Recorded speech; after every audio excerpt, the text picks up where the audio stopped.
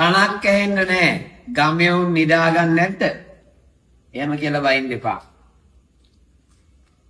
අපේ තරුණ කාලේ මේවා තිබ්බේ නෑ. ඒ කාලේ තිබ්බේ චැලි. පුටු පුටු ගගා යනවා. අපිට හැමදාම අපේ රටට වැරදුනේ අපි තරුණයන්ගේ අදහස් වලට කන් දුන්නේ නෑ. තරුණ බෞද්ධ සංගමේ සභාපතිත් අවුරුදු 55 පැනලා. ඒ තමයි ඇත්තම කතාව. ඒ නිසා කොල්ලෝ ටිකක් තැම්පත් වෙලා අපිත් පොඩි කැපවීමක් කරලා එවුන්ගේ ලෝකෙ පොඩ්ඩක් උන්ට සැරිසරන්න දෙමු.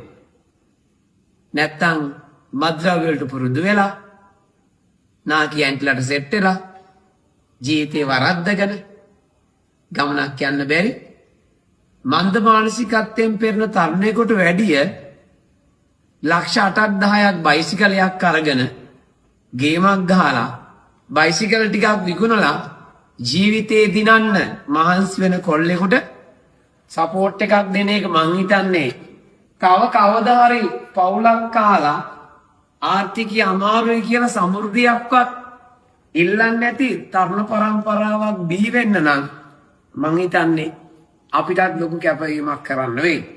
මේකක් පොඩි වැඩක් එහෙම දාලා හයියෙන් යනකොට මුන් ගිහිල්ලා හැප්පිලා මෙරියන් කියන්න එපා කවදාවත්.